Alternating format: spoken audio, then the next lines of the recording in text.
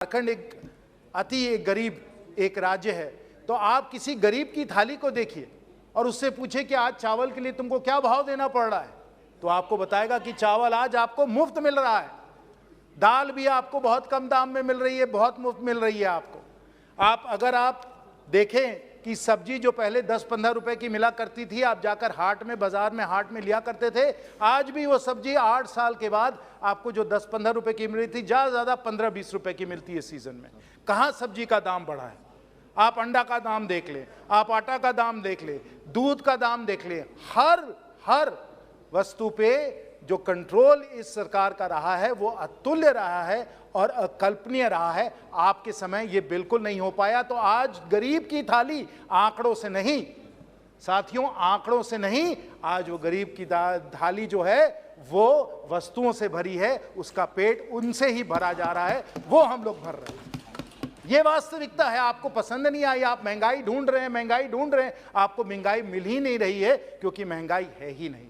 तो आम जनता के नजरिए से देखें, आप आम जनता के नजरिए से देखें तो स्पष्ट आपको नजर आएगा कि उसकी थाली हम लोगों ने भर दिया है। और ना सिर्फ हमने उसके लिए थाली भरी है, हमने उसको और भी इतनी सारी चीजें दी हैं। जैसे अभी बहन मीना जी ने बताया, अगर आप देखें तो आज गरीब के घर में हमने बैंक का खाता पहुंचा दिया, हमने बिजली पहुंचा दी, हमने शौचालय पहुंचा दिया, हम जल पहुंचा रहे हैं। वो पक्के घर में रह रहे हैं, जहां उनको पीड़ा थी कि अगर कहीं अस्वस्थ कोई हो जाए, अस्पताल चले जाए, आज उसको 5 लाख का हम आयुष्मान भारत के द्वारा स्वास्थ्य बीमा दे रहे हैं। कौन सी महंगाई जब 5 लाख का हमने इतना बड़ा उनको वरदान दिया है। और करोड़ों लोगों को आज सैचुरेशन मोड में करोड़ों लोगों को हम लोग गैस का सिलेंडर दे रहे हैं। और वहाँ माननीय अधीर जी मौजूद हैं, उनको मालूम ही है, सत्यपाल जी हैं, बीडी राम जी हैं, हम लोग सब लोग लोक लेखा समिति के सदस्य हैं। उसी लोक लेखा समिति में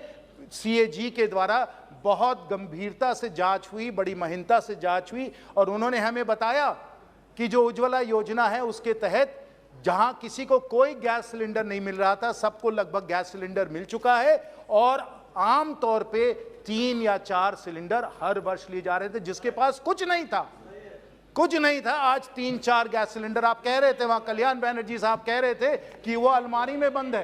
कौन सी अलमारी में? जब जाके CAG ने जाके देखा है कि गैस का सिलेंडर आज 3 या 4 खरीदा जा रहा है। तो आप ये क्या बातें बना रहे हैं? आप महंगाई ढूंढ रहे हैं, आपको महंगाई मिल नहीं रही है और आप जाकर इस सदन को आप भ्रष्ट कर रहे हैं, इस सदन को आप इस तरीके से सदन को चलने नहीं दे रहे हैं क्योंकि आपको ये महंगाई नहीं मिल रही है। आपको वेल में आके बस नाटक करना पड़ता है। क्या बात है, ये कैसे हो सकता है?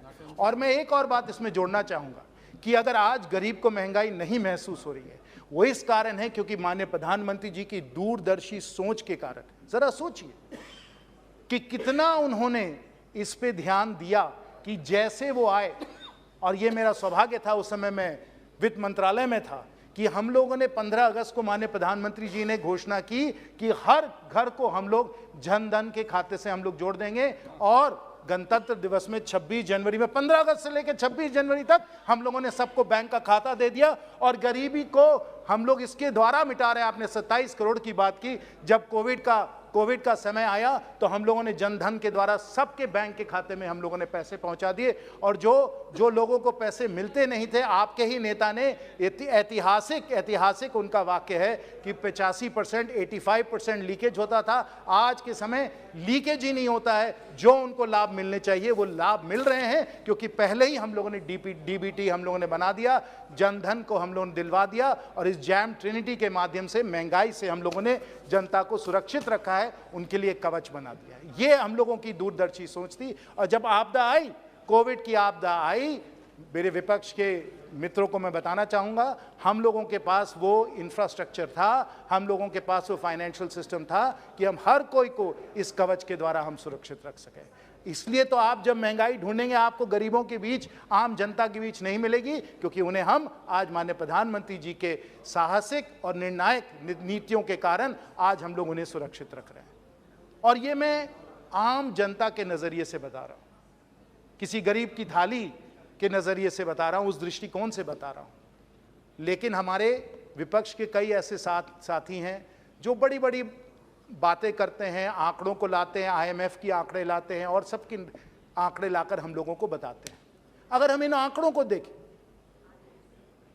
जो हम लोग नहीं कह रहे हैं, ये IMF कह रहा है, वर्ल्ड बैंक कह रहा है, दुनिया के सब जो विशेषज्ञ हैं, जो अर्थशास्त्री हैं, वो कह रहे हैं, वो बता रहे हैं, वो मैं अभी बताने वाला, वो सब ये कह रहे हैं कि जिस प्रकार से माननीय प्रधानमंत्री नरेंद्र मोदी जी की सरकार ने इन आर्थिक संकटों और परिस्थितियों को संभाला है, इसका कोई मुकाबला नहीं है। दो बड़े बड़े हम लोगों को शौक आए हैं, जिसको माननीय प्रधानमंत्री जी ने और सब लोगों ने स्वीकार कहा भी है, और वंस इन अ सेंचुरी ये शौक है, वंस इन अ सेंचुरी। और इस दरमियान भी हम लोगों ने जनता को सुरक्षित रखा, उनको महंगाई उनको नहीं झेलनी पड़ी, और जो हमारी रिकवरी हुई कोविड के बाद और यूक्रेन क्राइसिस के होते हुए भी जो हमारी रिकवरी हुई है साथियों, वो विश्व में एकदम टॉप में है। और ये मैं नहीं कह रहा हूँ, ये IMF और वर्ल्ड बैंक कह रहे हैं। आज ग्रोथ में, जैसे अभी उदासी साहब कह रहे थे, ग्रोथ में we are the fastest growing major economy in the world despite these economic shocks. और हमें रोशनी की कीमत, आधिर जी, हमें रोशनी की कीमत तभी मालूम होती है जब हम अंधेरे को जानते हैं, जब हम अंधेरे को जानते हैं। और हम सब लोगों ने यूपीए का अंधेरा देखा हुआ है। मैं कुछ आंकड़े आपको बताना चाहता हूं। यूपीए के समय यही हालात हुए कि ऑयल का प्राइस बढ़ने लगा। जैसे अभी शौक आया ना कि ऑयल का प्राइस बढ़ रहा है, सब लोग बोल रहे थे कि तेल का भाव बढ़ता चला जा रहा है, वैसे ही यूपीए के समय भी तेल का भाव 60-70 से बढ़ते बढ़ते 100-110 होने लगा। क्या हुआ? देश में महंगाई का दर बड़े तेजी से बढ़ता चला गया। इन्फ्लेशन जो था उस समय, महंगाई का दर, जो अब टेक्निकल हम बात कर रहे हैं, महंगाई का दर कितना हुआ? 10%, 11%, 12%। लोग सड़कों पे आ गए, तब उन्होंने महंगाई की बात रखी, तब हमें महंगाई मालूम हुई। अब इस बार फिर वही हालात आए हैं। आप सबको मालूम होगा, सब आप लोग अखबार पढ़ते हैं, आप सब जानकार लोग हैं, अभी भी फिर ऑयल का प्राइस बढ़ने लगा है। ये विश्व के बाजार का मामला है, हमारे घरेलू बाजार का मामला नहीं है, विश्व का बाजार का मामला है। आदिर जी, आप जानते हैं कि वही हालात हैं, फिर ऑयल का प्राइस 100, 110, 120 बढ़ रहा है। और महंगाई का दर क्या है? 10% है, 11% है, 12% है? बिल्कुल नहीं। आज के समय, क्योंकि हम लोगों ने इतनी सारी अच्छी निर्णय हम लोगों ने लिए हैं, हमारी नीतियां अच्छी रही हैं, आज के समय महंगाई का दर सिर्फ 7% है, सिर्फ 7%। और विश्व में आज के समय यूएस में क्या है? उस समय यूपीए के समय अंधेरे में, वो अंधेरे का जमाना था हमारे देश में। हमारे यहाँ 12% इन्फ्लेशन था, अमेरिका में और यूरोप में क्या इन्फ्लेशन था?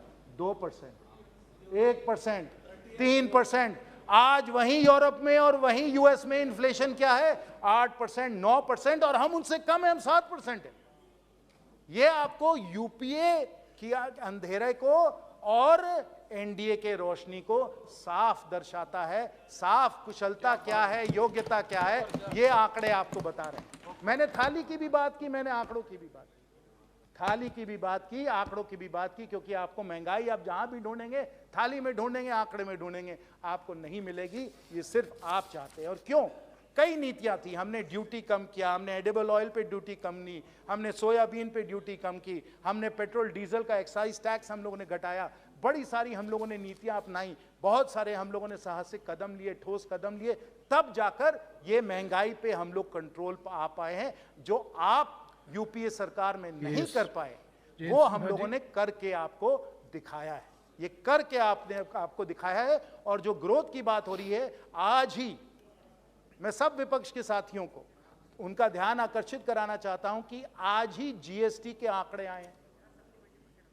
जीएसटी के आंकड़े आए, जो जीएसटी का आप लोग कह रहे हैं ना कि जीएसटी में ये सब गलत काम किया गया, उस जीएसटी के आंकड़े आए हैं। आज 1.5 लाख करोड़ का जीएसटी का कलेक्शन जो है वो जुलाई का, आज अगस्त है, जुलाई का दिया गया है। और इसमें ये मत समझिए कि ये इन्फ्लेशन महंगाई के कारण है। जीएसटी टू जीडीपी रेशियो जो बहुत महत्वपूर्ण रेशियो होता है, क्योंकि हमारे कंप्लायंस और कलेक्शन एफिशिएंसी बढ़ रही है, वो 6.9% हो गया है। ये आपको बताता है कि हम लोग किस कुशलता से अर्थव्यवस्था को चला रहे हैं। अंत में सभापति महोदय जी, अगर हमें महंगाई की चिंता करनी है, और माननीय प्रधानमंत्री जी हैं इसलिए हम लोग बिल्कुल सुरक्षित अपने को महसूस कर रहे हैं, अपने को आश्वस्त महसूस कर रहे हैं कि हमें आज के समय महंगाई के बारे में कोई खास चिंता नहीं करनी चाहिए।